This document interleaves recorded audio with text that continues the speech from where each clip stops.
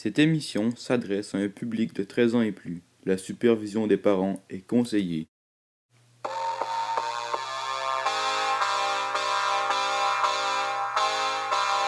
Cette semaine, au camp de la drogue, moi et mon équipe, suite à la demande générale de nombreux téléspectateurs, allons vous parler de la drogue du champignon hallucinogène, plus communément appelé mushrooms ou encore champignon magique. Alors, pour le début de l'émission, le docteur Frisotti, porteur de chapeau, et son fils vous expliqueront le fonctionnement de neurones en temps normal et de neurotransmetteurs sous l'effet de champignons magiques. Je suis le docteur Frisotti. J'ai 50 ans et j'ai enseigné pendant de longues années tous mes savoirs à mon fils, Marius Frisotti, ici présent à côté de moi. Vous pouvez voir la ressemblance. Donc, je vais vous laisser en sa compagnie et il vous expliquera le bon fonctionnement d'un neurone, une chose très importante quand on parle d'un cerveau. Donc, je vous laisse avec vous. Merci, cher père. Donc, le fonctionnement des neurones par le neurone émetteur qui transmet l'influx nerveux au neurone récepteur par l'axone qui, en continuant son chemin, se divise en terminaisons axonales. L'influx nerveux arrive en sens unique et ne revient pas.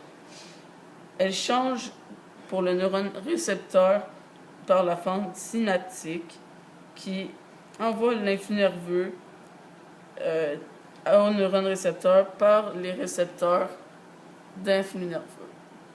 Très bien, cher fils. En temps normal, le neurotransmetteur sérotonine, qui est affecté par la consommation de champignons magiques ou champignons hallucinogènes, est également impliqué dans les voies de transmission et le contrôle de la douleur. Deuxièmement, notre professeur, docteur, M. Cohen, tout droit venu de France, est venu nous expliquer le fonctionnement du neurone lorsqu'elle est affectée par la consommation du champignon magique.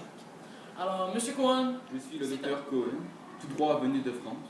Donc, aujourd'hui, je vais vous expliquer la modification du bon fonctionnement des neurones lorsque nous consommons des champignons magiques ou des champignons hallucinogènes, dépendamment du nom que nous lui portons. Que nous consommons ces derniers, de la psilocybine est sécrétée et bloque les récepteurs des neurones qui se retrouvent dans les fentes synaptiques. Donc, ces fentes synaptiques sont alors bloquées et le message de l'influx nerveux ne peut plus voyager de neurone en neurone. Et cela affecte toutes nos capacités reliées à la sérotonine. C'est d'ailleurs pour cela que nous ne sommes plus dans notre état normal lorsque nous consommons ces Le drogues. professeur Bacon, moi-même, vous expliquera les conséquences sur notre organisme liées à la modification des neurones dues à une trop grande consommation de champignons magiques ou de mushrooms. La psilocybine, un des éléments majeurs dans les effets secondaires de la consommation d'une portion de champignons magiques, ce qui s'avère être 2 à 40 champignons, est un hallucinogène 10 fois moins puissant que celui du LSD. Les autres effets secondaires dus à une consommation de champignons magiques durent durant 3 à 6 heures, mais s'effacent environ 12 heures après la consommation.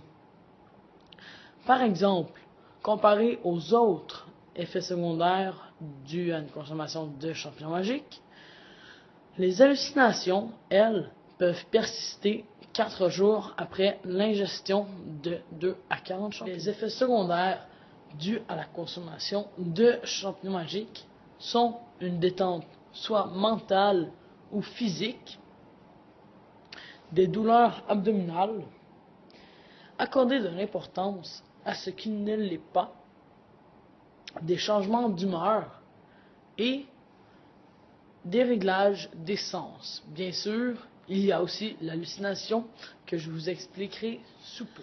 Lorsque nous sommes sous l'emprise de champignons magiques, comme mon coéquipier M. Frisotti Jr. l'a mentionné un petit peu plus tôt dans notre vidéo, le message d'influx nerveux qui circule de neurone en neurone sera ralenti puisque les récepteurs de neurones qui se trouvent dans la fente synaptique seront obstrués par la sérotonine. Le message parviendra quand même jusqu'aux muscles, comme par exemple le muscle du bras, mais sera extrêmement plus lent. Ça arrivera quand même en nanosecondes, mais beaucoup plus lent que normalement. L'endroit où est-ce que les champignons magiques peuvent jouer les troubles fêtes, c'est au niveau de notre vision. Les champignons magiques sont des hallucinogènes. Donc, selon notre jugement, ça serait normal, par exemple, de boire un lama rose orné d'une couronne. Mais on sait très bien que ça n'existe pas. Le docteur Vince Lelette vous dira s'il y a ou s'il n'y a pas dépendance, mais surtout, pourquoi. Bonjour, je me présente, je suis le docteur scientifique Vince Lelette qui aujourd'hui répondra à la question est-ce qu'il y a ou est-ce qu'il n'y a pas une dépendance lorsqu'on consomme des champignons hallucinogènes et pourquoi cela?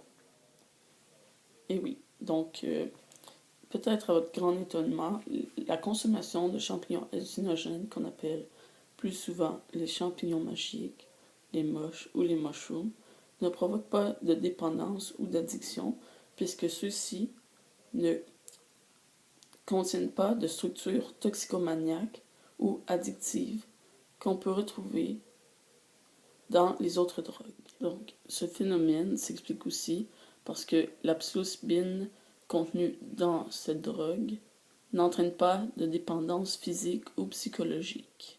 Par contre, s'il n'y a pas de dépendance provoquée par la consommation de cette drogue, il y a cependant un effet qui ne peut pas passer sous le radar.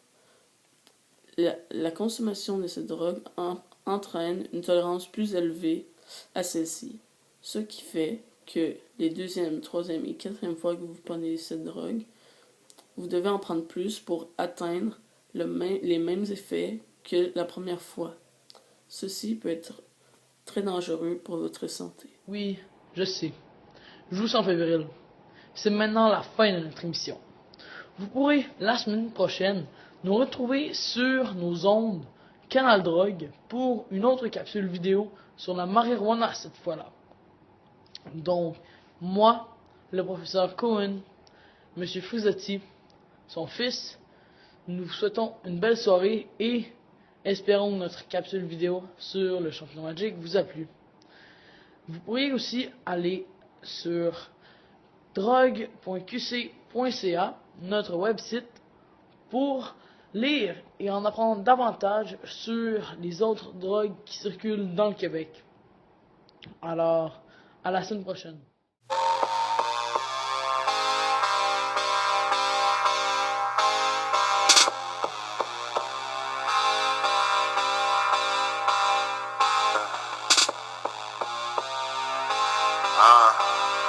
Yeah,